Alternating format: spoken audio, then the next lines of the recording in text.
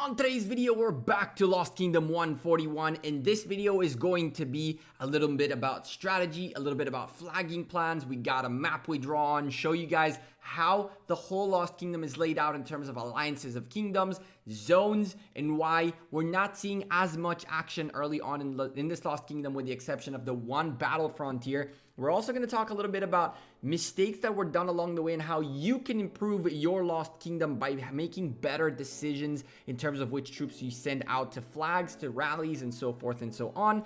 And of course, we're going to have a few juicy reports. So if you enjoy Lost Kingdom coverage, you want to get a little bit better with your Lost Kingdom strategies, forts placements, troop usage, this video is for you. So sit back, enjoy, make sure you slap a like on this video. Let's see like 300 likes on this video.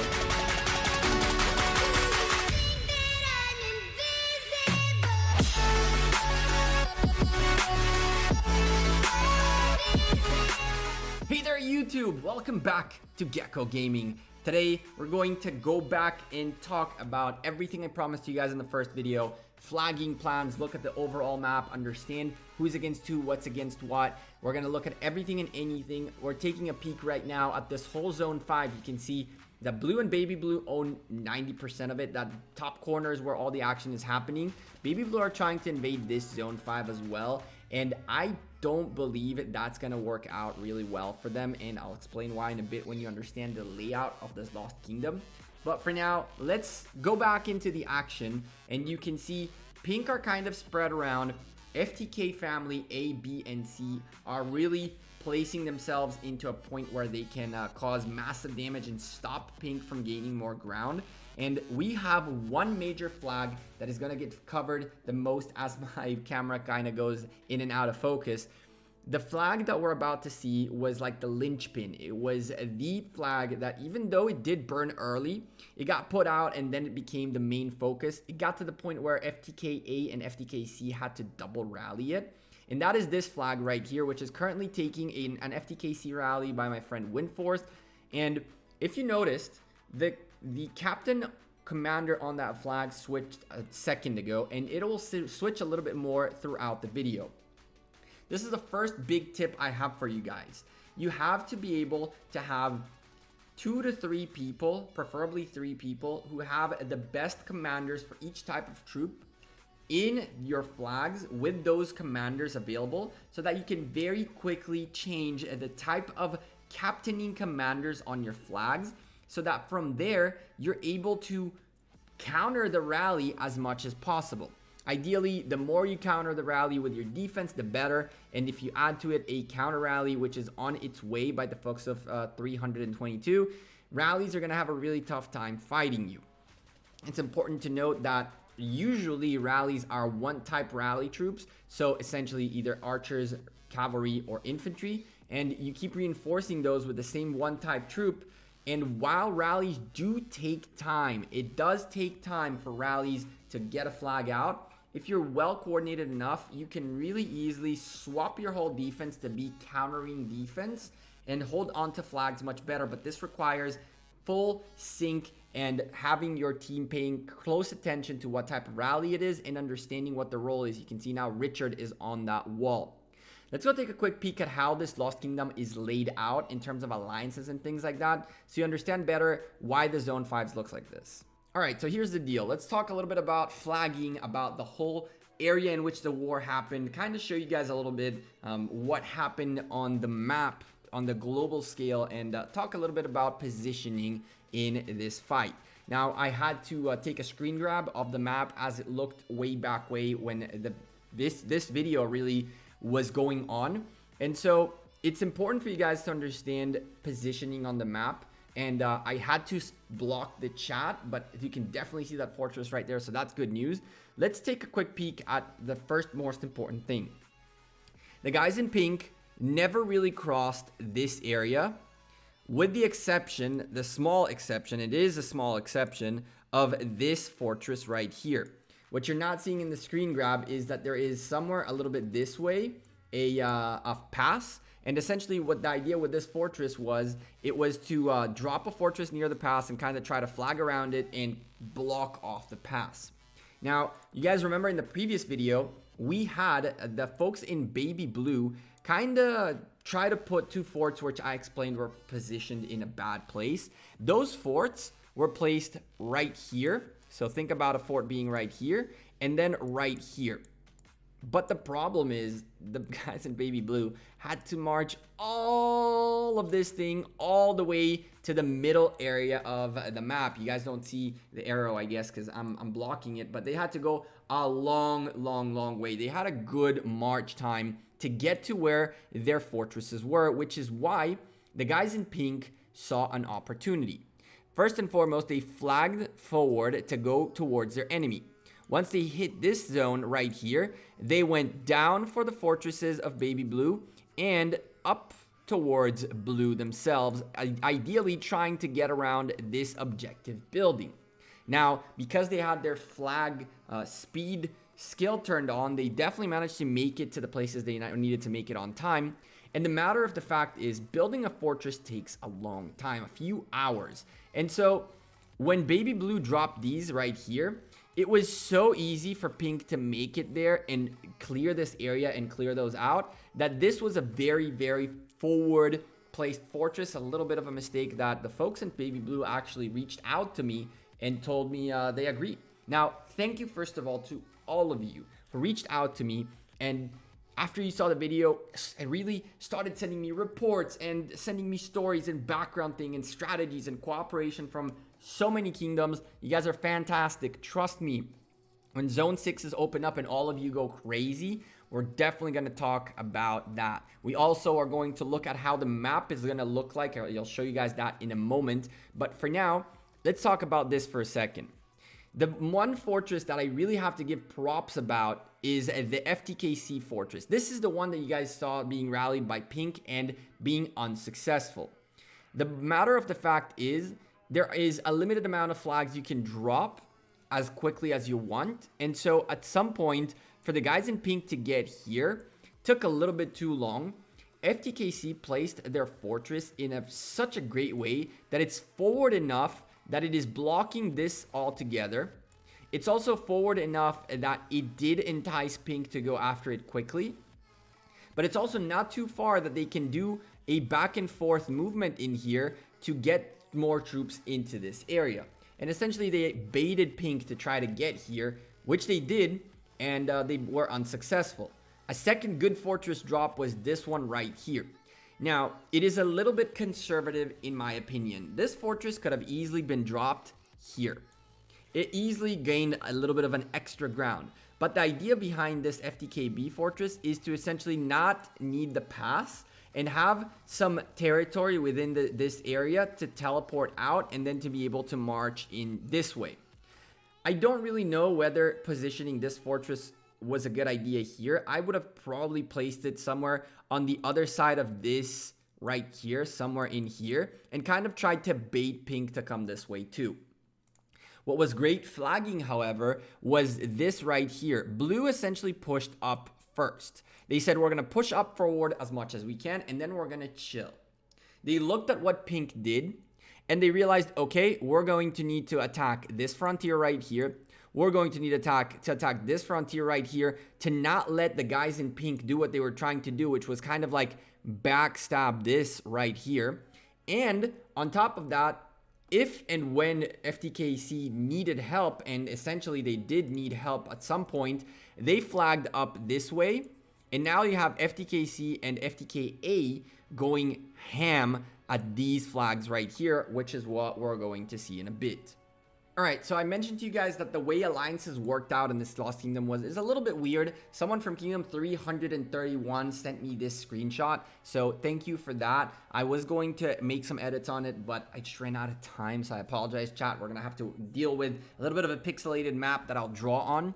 So the way the alliances ended up working out, and I will use, I don't know, like random colors just to make sure that, you know, it's not blue and red or something crazy like that. It doesn't really matter. Goes as followed. So we have this kingdom together, this kingdom together, and then this kingdom and this kingdom are allied up. All right. On top of all of this, we have the other four allied up too. So this is a4, v4. Now, if you notice on the map, what ended up happening is each zone had a potential 2 and 2 versus 1, well, 2 and 2, 1, 1, right? So we have 1 yellow kingdom in this zone, 1 yellow kingdom in this zone, 2 and 2. And the same thing happened the other way around. So in here, you can have a 2v1. In here, it's a 2v1. In here, it is potentially a 2v1.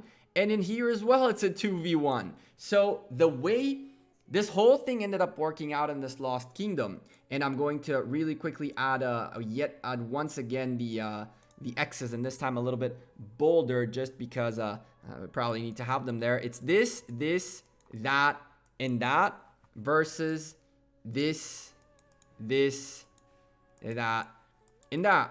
And so what ended up happening is that this became orange, this became orange, while this was blue, yellow, and this is yellow.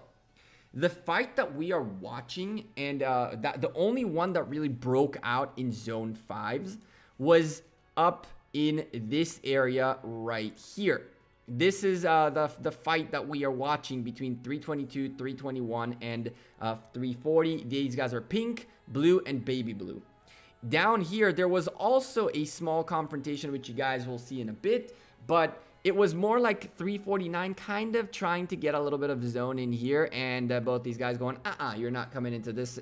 And really, it worked out in a way that what will happen more likely than not is that we are going to have a big boy fights in here, as it's going to be potentially these two guys have access to come this way.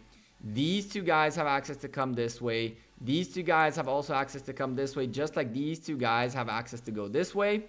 And the same applies for these two, who can go here or here. And these two can go either here or here. So what will end up happening in this Lost Kingdom, which I'm super happy about and kind of not happy for them, because it means that you just got to wait a little bit longer for a fight to happen, is we are going to have massive fights going all over this area, zone 6s. So although I feel like there's going to be maybe one more video about what is going on up here, we're going to have to wait up for zone 6s to come in, and then we can shine a light on all these awesome kingdoms who are ready to duke it out. So hopefully that was a little bit more clear as to how we got to this point, some mistakes along the way, flagging wise and things like that. We're going to go take a look, as I mentioned to you guys, on the whole Lost Kingdom. Now that you understand it a little bit better, you can see that green are on their way and orange are on their way to get rid of baby blue right here. Orange tried to get out a little bit, like I explained in the video showing you how the Lost Kingdom worked out. And purple, and we're not about that life. They're like, nah, we're not letting you spread out in here. And so as much as orange did make like a nice little presence in here, and the leader of one of these, the king of this kingdom comes out here, yellow and purple were like, no, this is our zone 5. It's like the 2v1 is happening here. Come on, man, you gotta know better than this. You know what I'm saying? They're like, we ain't about that life.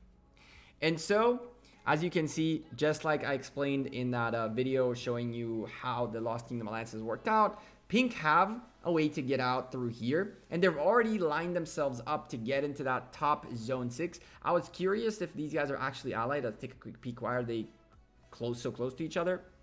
They're just chilling around this building. And so yeah, pink are probably going to come in through this side with red.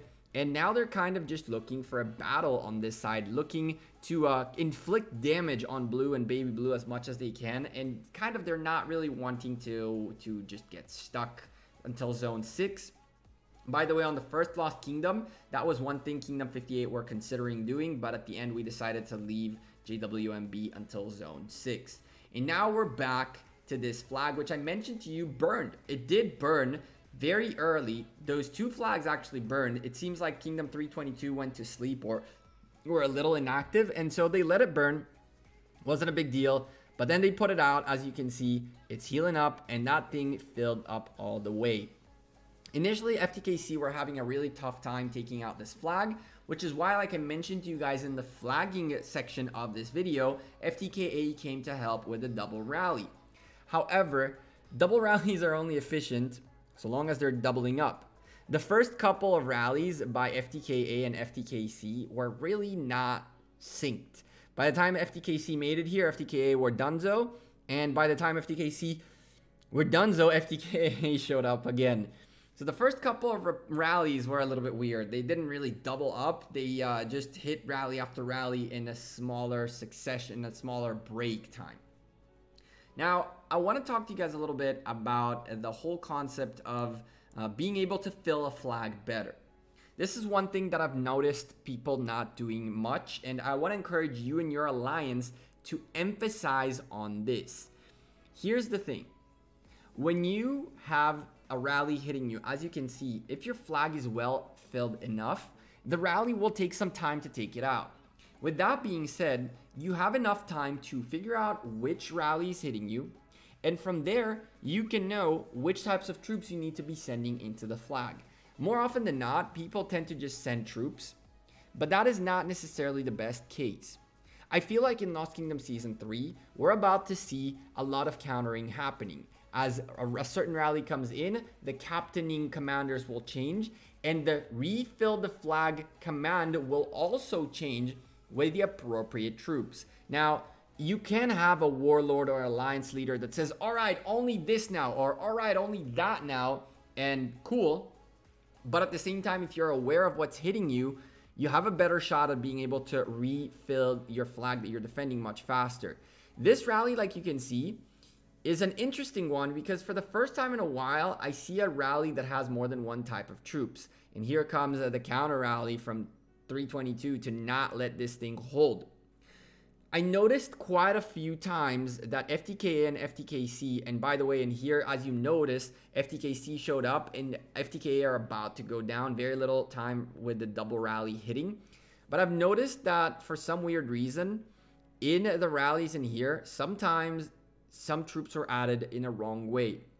While an Edward YSG rally might not necessarily punish that much if you stick some cavalry in there, although it does because there is an archer's only skill. If you do that in a cavalry rally with a Genghis Khan, you're really screwing up the rally. And so there are ways to have mixed troops types of rallies, and I do feel like slowly and steadily we might start seeing a little bit of them happening. But as of right now, the meta has been one type troop rallies the whole time, and I really encourage you guys to do what these guys were at least doing for a little while, which was get a good set of commanders that can counter the rally as your captaining commanders. The problem here is you can see every single march coming in now are cavalries, but the guy on the wall is Richard leading. Now, obviously, having a Richard is a good idea in the sense of you're trying to keep healing and trying to keep causing damage. But again, you can put him as a secondary and put a Genghis on the wall. I'm just saying not necessarily the best idea, but putting like a Genghis as a captaining commander so that you have a cavalry talent tree doing its thing. I understand why people want to have, and you can see Martel now changed it up. I understand why people want to have a garrison commander, and for example, having Martel is probably a better idea than having a Richard if you're looking to have an infantry commander as the captain. But again, a garrison tree, troop specific tree can vary based on the situation. And in this Lost Kingdom, which I believe is a Season 2 Lost Kingdom,